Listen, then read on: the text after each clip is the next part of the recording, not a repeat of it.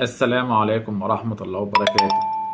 غياب 11 لاعب عن النادي الأهلي ضد طلائع الجيش بسبب عدم الراحة والمباريات المتتالية كل 3 أيام. طبعا النادي الأهلي النهاردة هيقابل نادي طلائع الجيش الساعة 8 بالليل. هنقول طبعا اللعيبة اللي هم الغايبين عن النادي الأهلي، أولهم محمد الشناوي وعلي لطفي وحمزة علاء ورأفت خليل. في لعيبة مستبعدين للراحة، حمدي فتحي وعلي معلول ومروان عطية وبيرسي تاو وحسين الشحات، وفي استبعاد فني لأيمن أشرف وشادي حسين. طبعا النادي الأهلي النهاردة هيخش التشكيلة. في حراسة المرمى مصطفى شوبير، وفي خط الدفاع خالد عبد الفتاح ومحمود متولي وياسر إبراهيم ومحمد أشرف. في خط الوسط عمرو السولية وأليو ديانج وأحمد القندوسي وطاهر محمد طاهر، وقدامهم أحمد عبد القادر. وفي خط الهجوم محمد شريف. تاريخ مواجهات نادي طلائع الجيش مع النادي الأهلي، اتقابلوا 33 مرة، فاز فيها النادي الأهلي في 24 مباراة وتعادلوا في 8 مباريات، وفاز طلائع الجيش في مباراة وحيدة.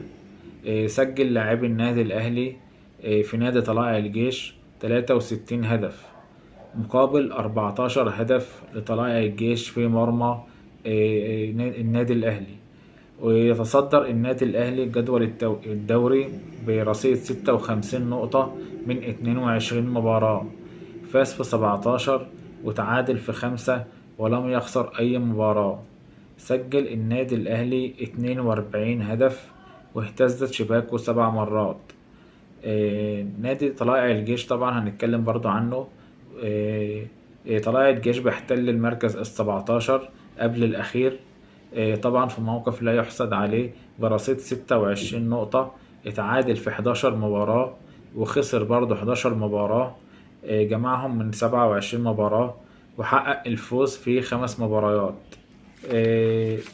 من ناحية تانية محمد الشناوي في أخبار قوية جدا إن هو هيكون إن شاء الله جاهز في مباراة الذهاب ومباراة العودة أمام نادي الوداد البيضاوي. طبعا مباراة مهمة جدا للنادي الأهلي، لأنها هي طبعا نهائي دوري أبطال أفريقيا، والنادي الأهلي مطالب إن هو يكسب المباراة ديت علشان يحقق برضه أرقام قياسية كويسة يعني، ويفضل طبعا هو أحسن نادي في أفريقيا. طبعا النادي الأهلي لأن هو النادي دايما يعني بيشارك بصفة دائمة طبعا في نهائي دوري أبطال أفريقيا، وبيشارك برضو يعني بصفة شبه دائمة في كأس العالم للأندية. طبعا هو أكتر فريق شارك في البطولة ديت كأس العالم للأندية النادي الأهلي.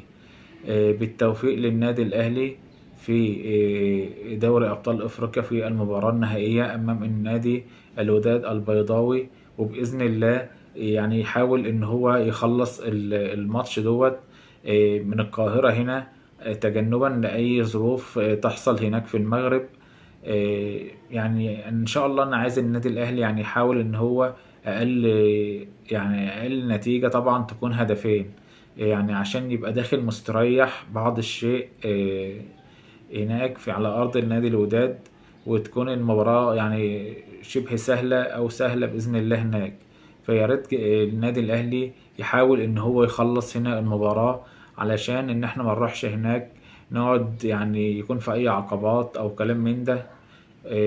وربنا يستر إن شاء الله، والنادي الأهلي بإذن الله يكون قادر إن هو يخلص المباراة من هنا زي ما إحنا قلنا، لأن طبعا النادي الأهلي كل الناس بتتكلم عنه، وطبعا في ناس كتيرة تتمنى إن النادي الأهلي يعني ما يكسبش المباراة دي.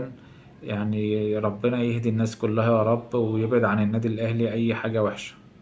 يا ريت لو عجبك الفيديو اشترك بالقناة وفعل زر الجرس عشان يوصلك كل جديد. والسلام عليكم ورحمة الله وبركاته.